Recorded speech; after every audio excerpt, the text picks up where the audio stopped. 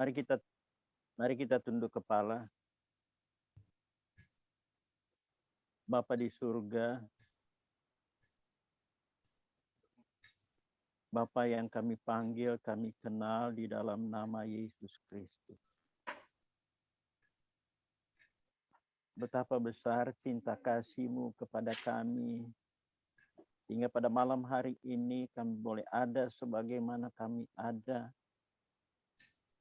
Kami dijauhkan dari bahaya COVID-19.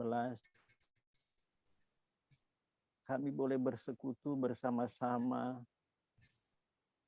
Bahkan kami boleh memuji Engkau dan mendengarkan kesaksian-kesaksian yang heran, yang membuktikan bahwa Engkau adalah Tuhan yang hidup.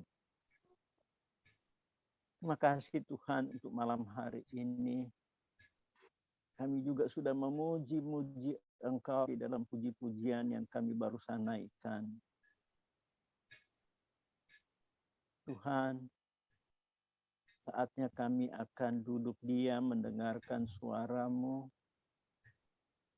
Pakai hamba-Mu yang penuh dengan kekurangan ini ya Tuhan.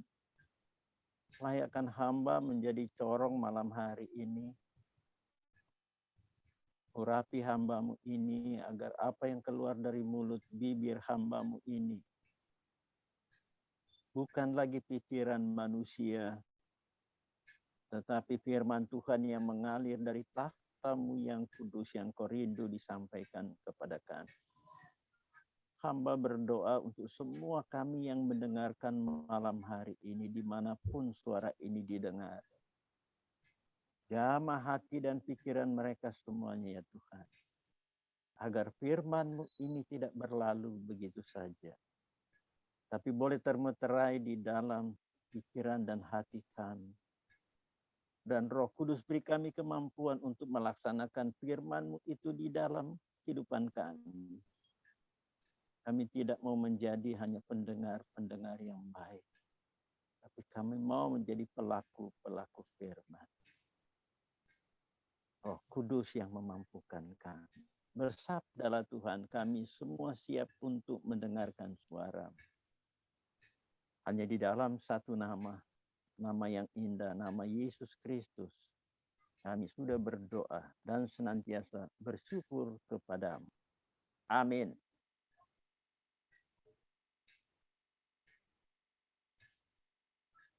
Pertama-tama terima kasih untuk kesempatan kepada saya untuk menyampaikan kebenaran firman Tuhan malam hari ini.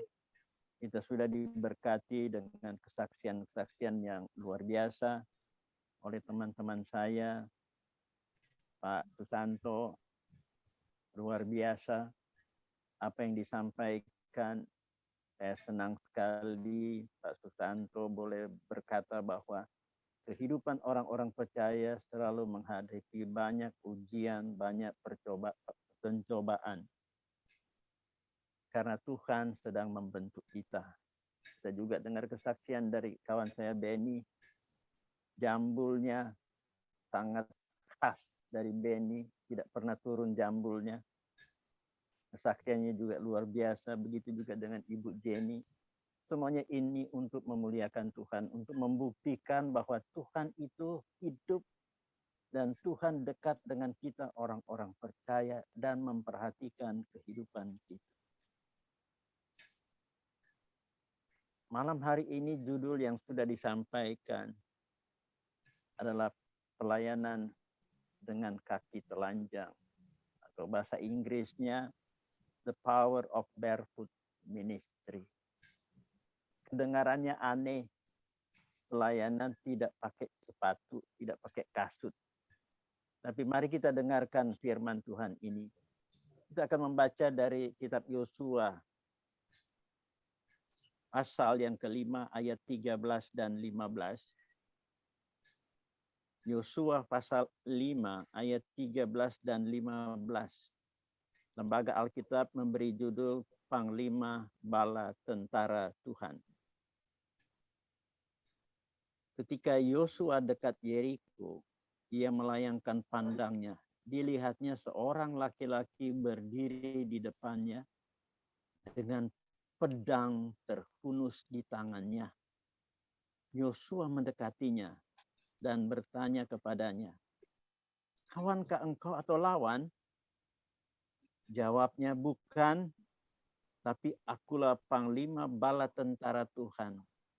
Sekarang aku datang." Lalu sujudlah Yosua dengan mukanya ke tanah, menyembah dan berkata kepadanya, "Apakah yang akan dikatakan tuanku kepada hambanya ini?" Dan panglima bala tentara Tuhan itu berkata kepada Yosua, "Tanggalkan kasutmu dari kakimu, sebab tempat engkau berdiri itu kudus."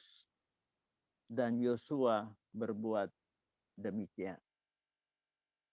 Bapak, Ibu, Saudara yang kekasih dalam Yesus Kristus. Dalam bacaan ini, keadaan posisi bangsa Israel setelah 40 tahun berjalan dari Mesir melalui padang belantara, selama 40 tahun berkeliling-keliling di padang belantara, menghadapi musuh-musuh dalam perjalanan, berbagai macam cobaan dalam perjalanan, dengan tujuan satu, yaitu menuju tanah Kanaan, tanah perjanjian yang Tuhan janjikan kepada bangsa Israel. Setelah 40 tahun mengalami berbagai macam persoalan dalam kehidupan mereka, sehingga hampir semua orang yang keluar dari Mesir mati di padang belantara. Hanya tinggal 2 orang yang keluar dari Mesir yang bisa hidup dan tembus akan masuk ke tanah Kanaan, yaitu Yosua dan Kaleb. Selainnya semuanya habis di padang belantara. Pada saat mereka berada dekat Yeriko, seperti yang kita baca tadi, Yosua pasti sedang mengira-ngira, melihat-lihat kota Yeriko yang dia dengar bahwa bentengnya amat kuat, amat tinggi, kekar benteng Yeriko itu. Dia sedang memikirkan strategi apa yang harus saya lakukan untuk memasuki kota Yeriko, untuk mengalahkan orang-orang Yeriko ini. Dan Yosua pada saat itu dia melihat seorang laki-laki berdiri di hadapannya dengan pedang terhunus. Lalu dia bertanya, "Kawankah engkau atau lawan? Lawankah engkau atau kawan?" "Bukan, aku adalah panglima bala tentara surga." Lalu Yosua bertanya-tanya dalam hatinya mungkin, inilah yang akan memberikan strategi perang apa terhadap memasuki tanah Kanaan ini. Bagaimana mengalahkan Yeriko, bagaimana untuk memasuki kota Yeriko dengan temboknya yang tinggi dan besar itu. Pasti Yosua bertanya-tanya menunggu strategi yang akan diperintahkan oleh panglima bala tentara ini kepada dia. Tapi pada waktu dia tanya, "Katakanlah apa yang harus kami lakukan," dia hanya bilang, panglima tentara sorga hanya berkata, "Tanggalkan kasutmu, karena tempat engkau berdiri kudus." Saudara,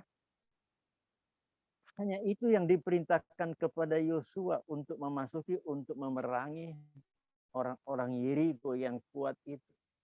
Tanggalkan kasutmu. Apa artinya ini? Apa artinya daripada kaki telanjang ini, tampak kasut ini?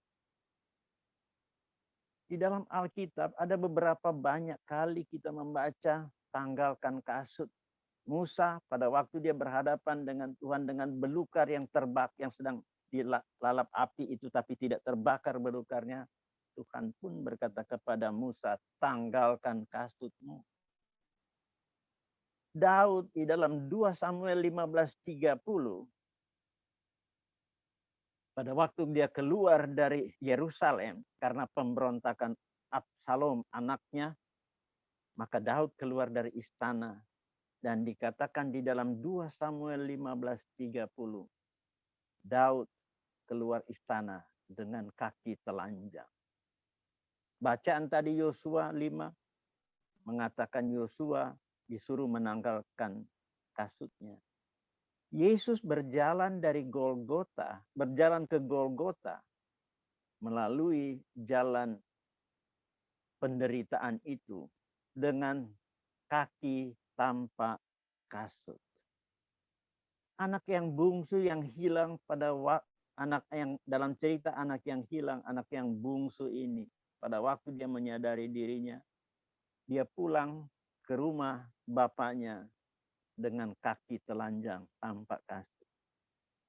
Kita baca dalam Yesaya bin Amos, Yesaya 20 ayat 2. Yesaya disuruh berjalan tanpa kasut. Bapak, Ibu, saudara-saudara yang kekasih, apa sih arti rohaninya yang akan kita bahas malam hari ini? Berjalan tanpa kasut atau kaki telanjang.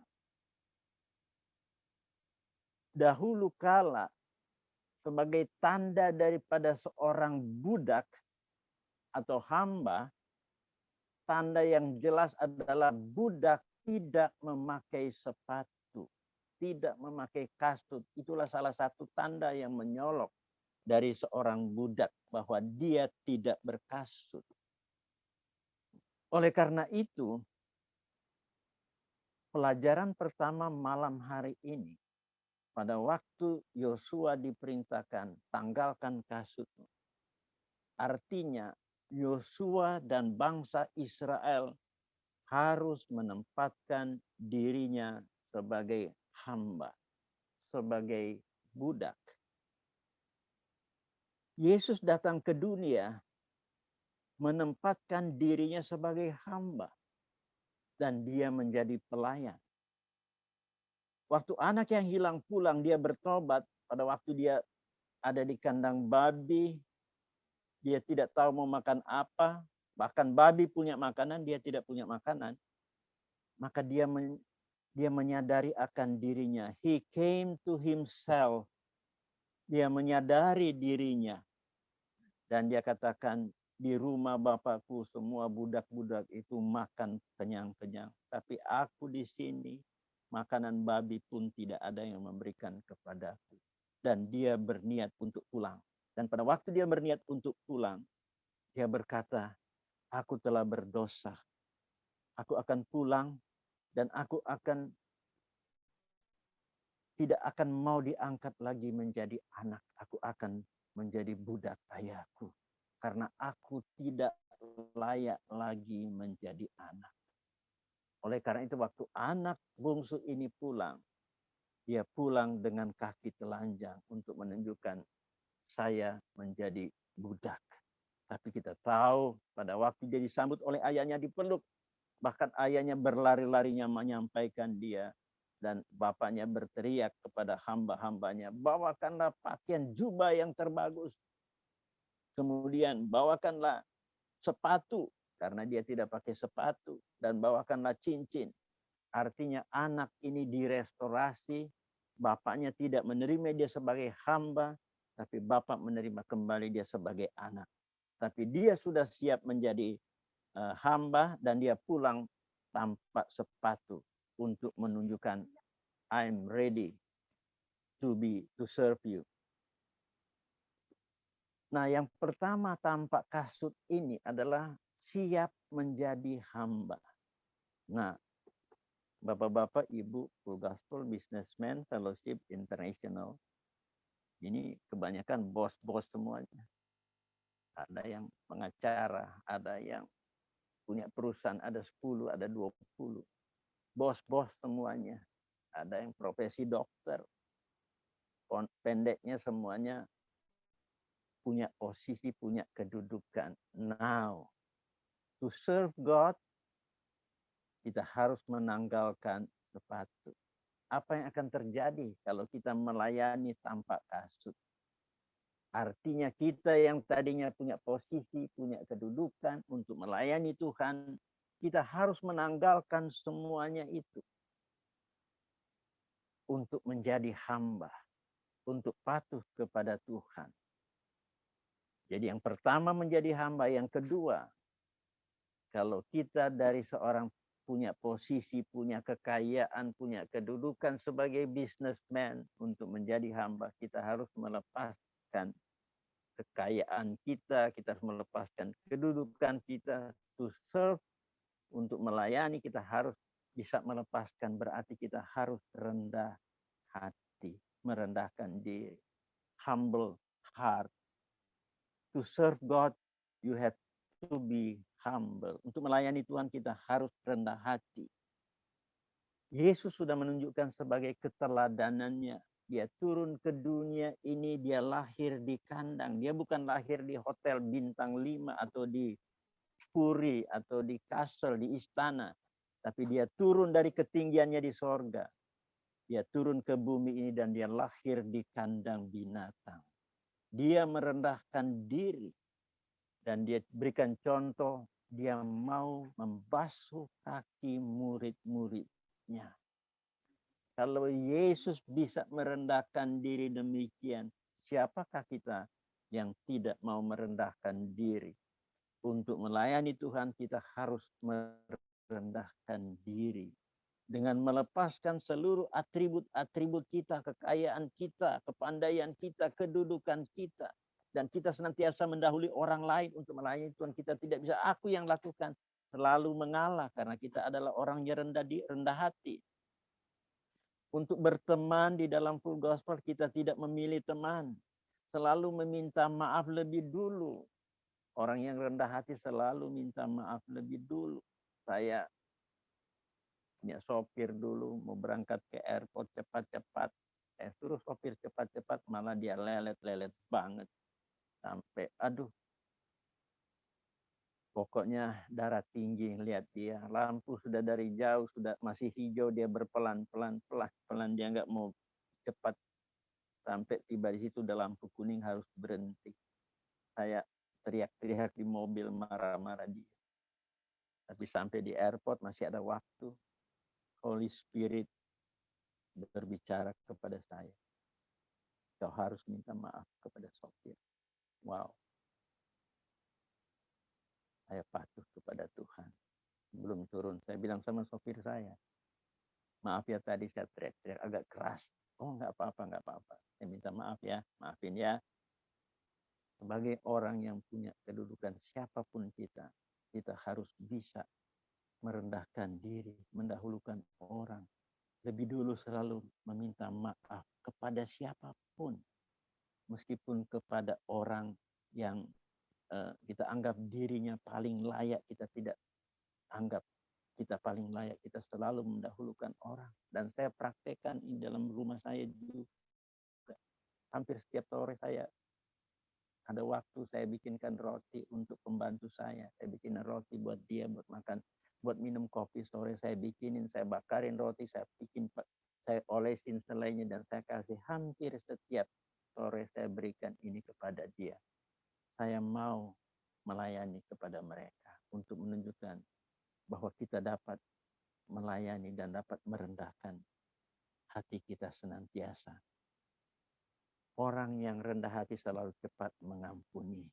Mungkin sulit untuk dilaksanakan, tapi ini adalah perintah Tuhan. Tuhan merendahkan dirinya dari tempat yang tinggi, turun menjadi sama dengan manusia. Siapa yang bisa mengalahkan kerendahan hati yang demikian luar biasa? Yang pertama, menjadi hamba. Yang kedua, menanggalkan kasut berarti kerendahan hati. Dan ketiga, berarti penundukan diri. Hamba itu harus tunduk, penundukan diri. Saudara yang kekasih, submission itu saya senang. FAT yang tadinya pengajaran full gospel, faithfulness, accountability, sama transparency ditambah S di tengahnya menjadi submissive, artinya tunduk kepada atasan kita. Yesus tunduk kepada Bapa di dalam Filipi 2 disebutkan 5-8. Yang walaupun dalam rupa Allah tidak menganggap kesetaraannya dengan Allah itu sebagai milik yang harus dipertahankan, melainkan telah mengosongkan dirinya sendiri dan mengambil rupa seorang hamba dan menjadi sama dengan manusia. Dan dalam keadaan sebagai manusia, ia telah merendahkan dirinya dan taat sampai mati di kayu salib. Dan taat, patuh.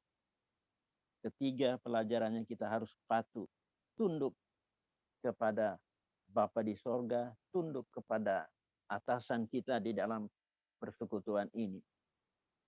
Saudara yang kekasih,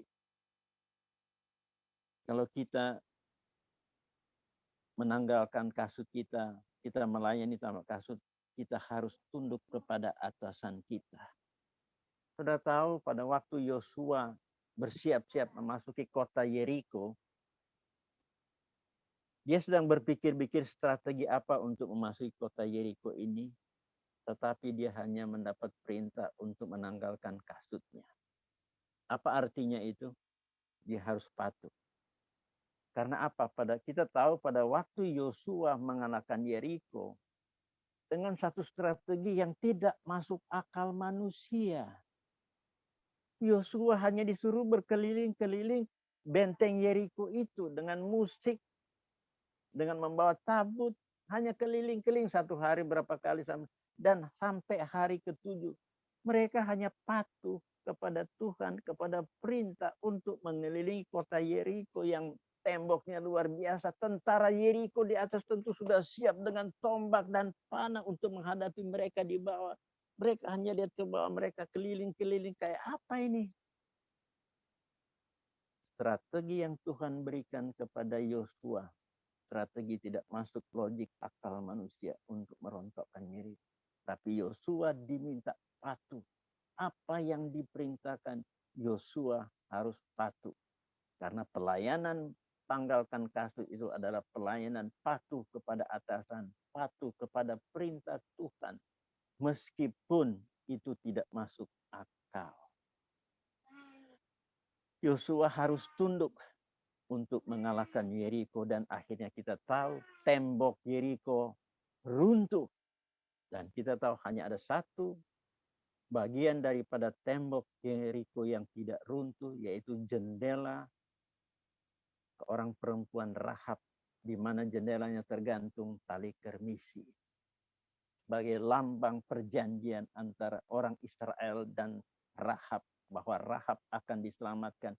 Rahab dan seisi rumahnya diselamatkan karena ada tali kermisi tergantung. Tali kermisi itu berwarna merah. Ini sebagai perlambang masa yang akan datang. Rumah yang ada tali kermisi itu, ada darah Yesus itu, rumah itu akan dapat terlindung dari segala kematian. Itu perlambang. Dan kita tahu Rahab karena imannya itu percaya, maka rumahnya menjadi rumah keselamatan. Tembok Yeriko runtuh, tapi jendela rumah Rahab tidak runtuh. Karena dia beriman kepada Tuhannya orang-orang Israel. 1 Petrus 2:18, hai hamba-hamba, tunduklah dengan penuh ketakutan kepada Tuhanmu, bukan saja kepada yang baik, peramah, tapi juga kepada yang bengis. Perintah harus tunduk. Hai hamba-hamba, patuhi Tuhan yang baik, yang peramah, dan juga yang bengis. Bagaimana kita harus patuh dia kepada tuan-tuan kita? Kita tahu cerita Sadrak, Mesak, Abednego di Babel. Pada waktu mereka disuruh menyembah kepada patung itu, mereka adalah orang-orang yang tunduk kepada raja. Mereka bupati-bupati yang tunduk kepada raja, mengerjakan pekerjaan yang diperintahkan oleh raja dengan baik dan sukses dan baik semuanya. Apa yang diperintahkan raja dipatuhi oleh mereka. Tapi sampai saat mereka disuruh melakukan sesuatu yang bertentangan dengan firman Tuhan, yang bertentangan dengan perintah Tuhan, disitulah batasnya kita tidak boleh patuh. Dan kita tahu mereka tidak mau menyembah patung itu. Dan raja marah, api dipanaskan 7 kali. Karena marahnya raja, mereka mengatakan bahwa ketahuilah raja, kami tidak akan menyembah patung. Kami tahu kalau kami dibakar dalam tungku itu, Tuhan sanggup menyelamatkan kami. Tapi kalaupun tidak, dengarkan raja bahwa kami tidak akan tunduk, tidak akan menyembah patung itu. Wow, iman yang paling luar biasa. Dan kita tahu mereka dilempar ke dalam api. Dan waktu api dipanaskan 7 kali, sekitar 2000 derajat. Kalau lempar paku meleleh ke situ. Tapi mereka seperti masuk ke tempat air condition. Karena waktu mereka dibawa keluar, dikatakan bau hangus pun tidak ada. Artinya, bulu-bulu harus yang ada di tangan mereka, bulu-bulu harus itu terbakar pun tidak, karena tidak bau hangus. Karena tubuh mereka dilindungi oleh kekudusan Bapa di sorga, karena mereka patuh kepada Tuhan. Saudara yang kekasih, kita patuh kepada Tuhan, kita patuh kepada atasan kita, sepanjang itu perintah untuk bekerja, untuk mematuhi dia. Tapi pada saat dia memerintahkan hal yang bertentangan dengan Tuhan, disitulah kita harus mengatakan no. Tapi sebagai orang yang tidak berkasut, salah satu yang diminta adalah kita harus patuh kepada atasan kita, kepada regional presiden kita, kepada national presiden kita, kepada otoritas yang ada di atas kita. Kita harus submission. Inilah yang akan menjadi berkat buat kita. Yang keempat, pelayanan kaki telanjang harus dapat melepaskan hak. Karena sebagai bos, sebagai pengusaha-pengusaha yang kehidupannya nyaman, pada waktu melayani Tuhan, melayani di full gospel, mencari jiwa-jiwa, di situ kita harus banyak berkorban, meninggalkan segala apa yang kita senangin semuanya. Yesus melepaskan hak untuk tinggal di sorga. Dia turun ke bumi, dan dia turun ke bumi bukan untuk enak-enakan, dia turun ke bumi untuk disalibkan, menderita di atas kayu salib. Yesus melepaskan haknya untuk lahir di tempat yang wajar. Dia seharusnya lahir di tempat yang mulia, tapi dia lahir di kandang binatang. Dia melepaskan hak-haknya. Yesus di atas kayu salib punya hak untuk membela diri. Dia bisa mendatangkan pasukan malaikat. Tetapi dia tidak melakukan. Dia melepaskan hak-haknya di atas kayu salib dan menyerahkan tubuhnya mati di atas kayu salib. Pertemuan Yesus dengan anak muda yang kaya kita ingat. Anak muda yang kaya datang kepada Yesus, bertanya, apa yang harus saya lakukan untuk memperoleh hidup yang kekal? Yesus quote langsung semuanya. 10 perintah Allah, jangan mencuri, jangan berzina, jangan berdusta, jangan membunuh, hormati orang tua. Lalu anak muda ini katakan, semuanya itu sudah saya lakukan semenjak saya masih muda.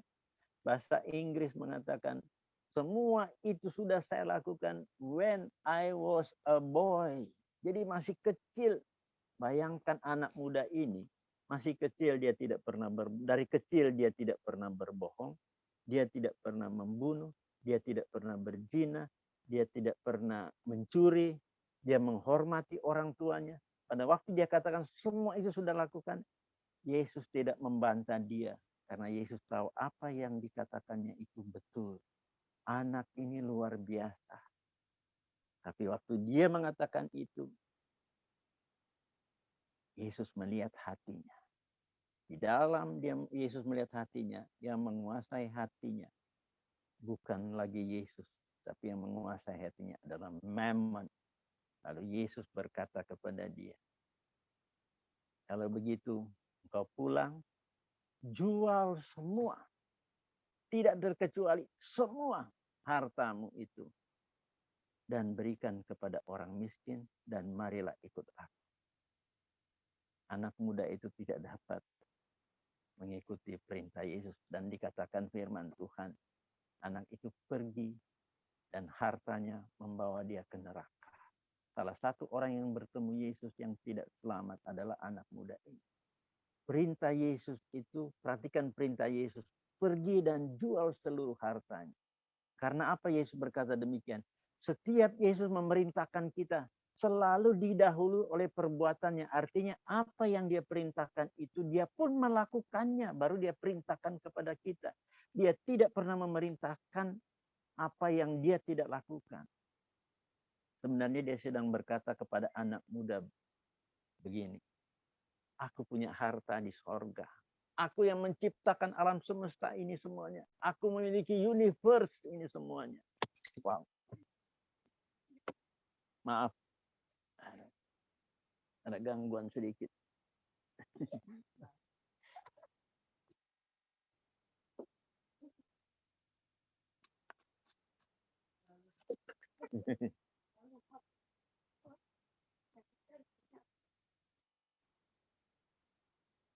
pakai stand, tapi standnya terlepas. Ada gangguan ini.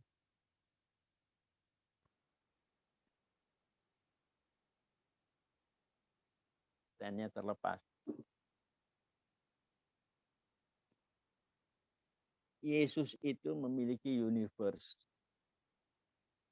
Alam semesta dia punya.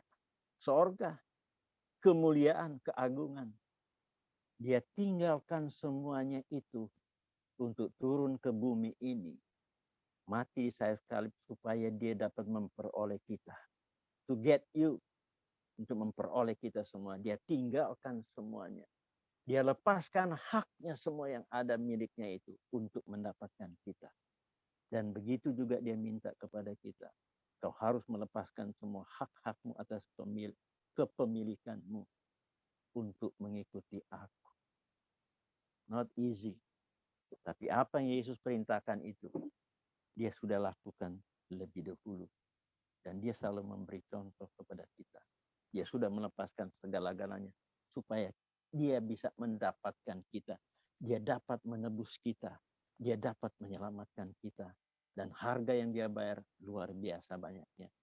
Tidak terhingga. Dan dia harus mengorbankan tubuhnya. Oleh karena itu kalau dia hanya minta kepada anak muda itu untuk melepaskan haknya atas hartanya, itu terlalu kecil. To follow him, engkau harus melepaskan hak-hakmu atas kepemilikan. Bapak Ibu Saudara yang kekasih, hikmat Salomo terkenal itu. Dua ibu memperebutkan bayi. Saudara yang kekasih, semua orang tahu latar belakang keluarga saya.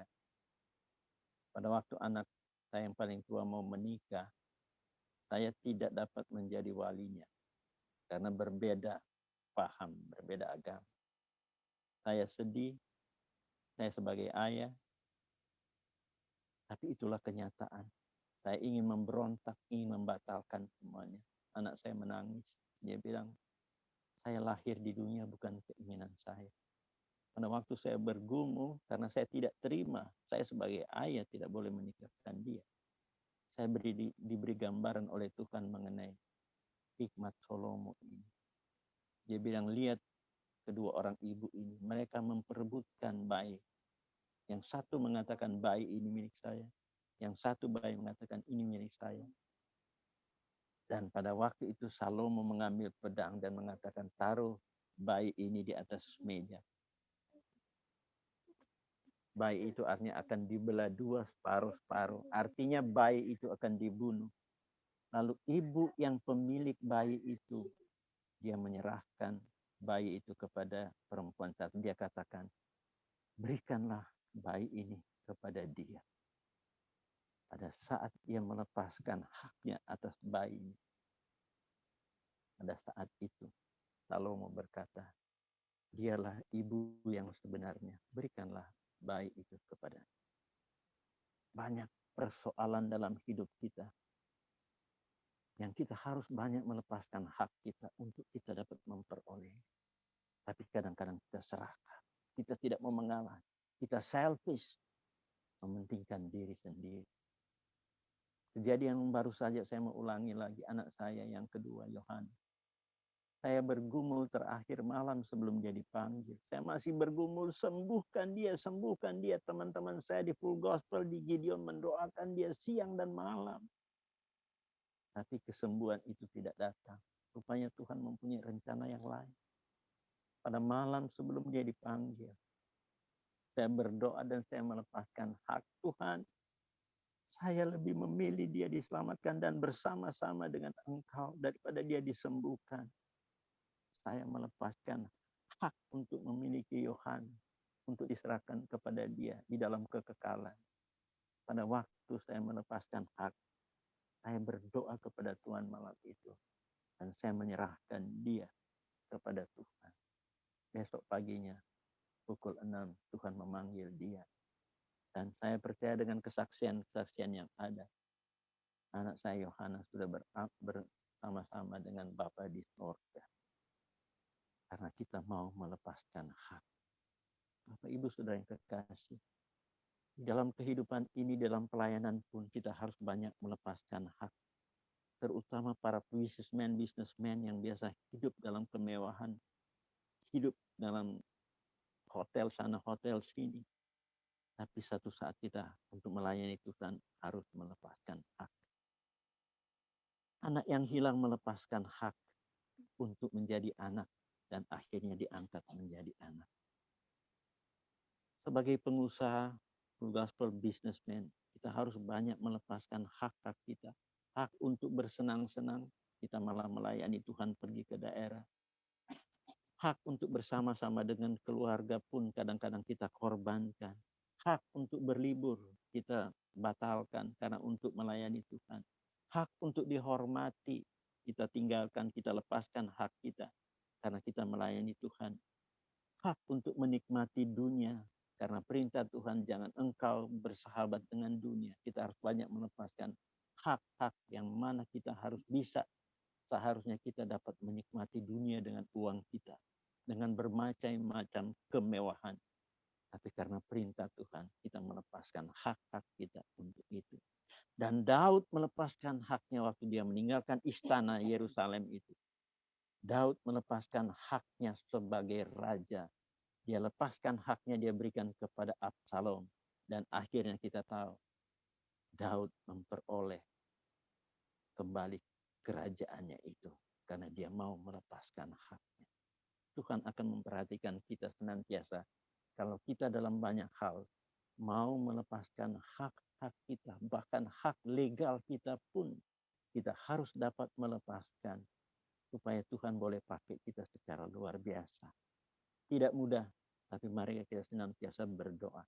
Salah satu karakter untuk melepaskan adalah salah satu pelajaran Yesus Kristus yang paling berat. Kita perlu banyak berdoa supaya kita boleh dipakai secara luar biasa oleh Tuhan kalau kita mau melepaskan hak kita. Mengakhiri ini Bapak Ibu, Yesus kita minta melayani baik di gereja atau di full gospel dengan kaki telanjang. Artinya pertama, mau menjadi hamba, menempatkan sebagai hamba, memiliki kerendahan hati di dalam pelayanan, mempunyai penundukan diri kepada atasan dan kepada Tuhan, dan mau melepaskan hak-hak kita karena untuk melayani Tuhan, karena untuk memenangkan jiwa. So we can win more soul, supaya kita dapat memenangkan banyak jiwa. Kalau kita mempunyai 4 karakter yang saya sebutkan tadi, menempatkan diri sebagai hamba, memiliki kerendahan hati, penundukan diri kepada atasan pada pelayanan, mau melepaskan hak-hak kita karena Tuhan, maka kita akan berkarakter, hidup kita akan berkarakter seperti cacing. Di dalam Alkitab banyak analogi binatang yang dipakai, misalnya Raja Wali yang luar biasa yang sering dipakai oleh hamba-hamba Tuhan dan orang-orang kita. Bagaikan Raja Wali yang melawan topan badai, dia mengembangkan sayapnya. Ada juga singa dari Yehuda. Banyak binatang-binatang dipakai sebagai analogi, sebagai kekuatan. Tetapi kekuatan yang paling tinggi analoginya adalah cacing. Pada waktu Anda mempunyai karakter 4 ini melepaskan kasut, Anda akan berkarakter cacing. Dan kalau Anda berkarakter cacing, Anda akan dapat memenangkan banyak jiwa. Yesus di atas kayu salib berkarakter cacing, tidak melawan, menyerahkan tubuhnya hancur, ditombak, dipaku, diludahin, dicambuk, diapa-apain semua. Dia tidak melawan. Dia berkarakter cacing. Bukan kata Pak Nayuan, tapi firman Tuhan di dalam Mazmur 22 ayat yang ke-7.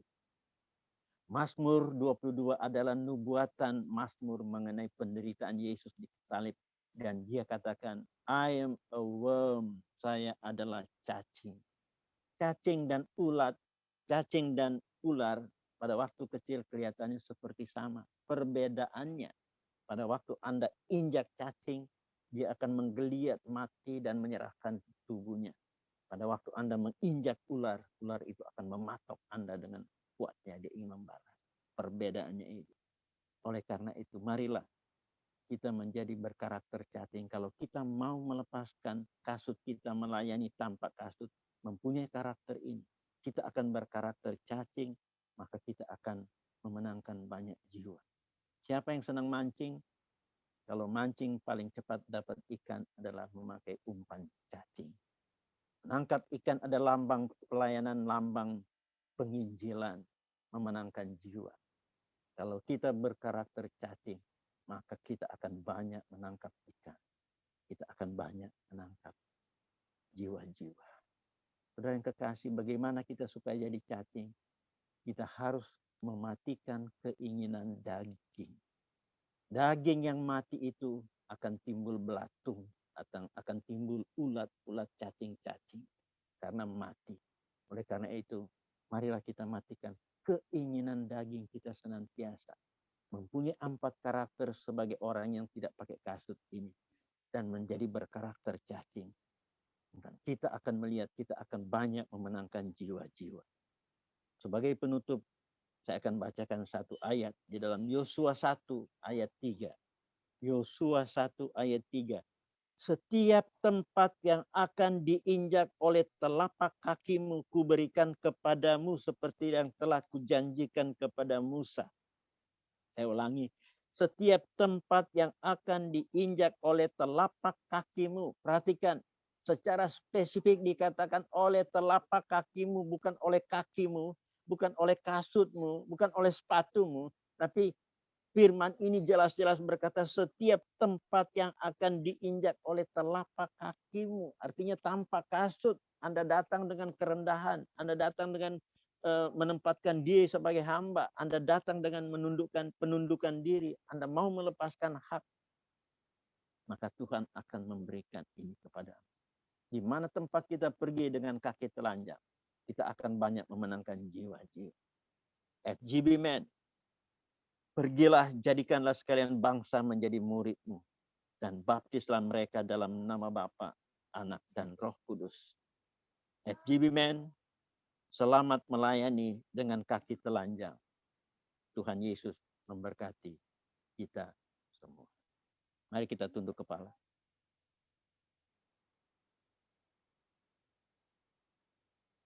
Terpujilah namamu Tuhan. Hamba sudah berhenti berbicara sesuai dengan kekuatan dan talenta yang Engkau berikan kepada kami. Kami percaya firman yang sudah ditaburkan akan terus melekat dalam kehidupan kami. Tuhan, dengan kekuatan kami tidak mampu untuk kami menjadi hamba. Dengan kekuatan kami tidak dapat merendahkan diri kami. Dengan kekuatan kami sendiri kami tidak dapat senantiasa tunduk kepadamu. Dan kekuatan kami tidak dapat melepaskan hak-hak kami. Oleh karena itu kami butuh Roh Kudus-Mu Tuhan. Yang akan memberikan kekuatan kepada kami setiap dalam pelayanan kami. Agar kami mau melepaskan hak-hak kami. Mau menundukkan diri kami. Memiliki kerendahan hati dan menjadi hamba. Sehingga kami dapat dipakai untuk menjangkau jiwa-jiwa. Inilah kerinduan kami Tuhan. Tolong Tuhan, mampukan kami Tuhan. Memenuhi panggilan-Mu di Full Gospel Businessman Fellowship International ini. Agar kami dapat ke marketplace. Kami datang dengan kaki telanjang. Untuk menjangkau mereka Tuhan. Beri kami kemampuan Tuhan. Agar kami terus dapat memenangkan mereka. Untuk kemuliaan-Mu. Sehingga kami dapat memproklamirkan bahwa Yesus is the Lord of the marketplace. Inilah kerinduan kami Tuhan. Pakai khusus regional DKI 1 ini Tuhan. Pimpinannya Pak Anton Engkau urapi secara khusus. Supaya melalui kepemimpinnya ini. Seluruh bawahannya ini, jajaran ini dapat memenangkan banyak jiwa di DKI 1. Inilah kerinduan kami Tuhan. Tolong mampukan kami untuk berkarakter seperti cacing Tuhan. Agar kami tidak menyombongkan diri kami. Tapi kami senantiasa merendahkan diri. secara manusia sulit Tuhan. Tapi kami percaya ini adalah pengajaran-Mu Tuhan. Agar kami layak Engkau pakai untuk dapat memenangkan banyak jiwa. Kami serahkan regional DKI 1 ini seluruhnya ke dalam tangan. Terpujilah nama-Mu Tuhan, kekal selama-lamanya. Di dalam nama Yesus Kristus, kami sudah berdoa dan bersyukur kepada. Terpujilah nama-Mu. Amin.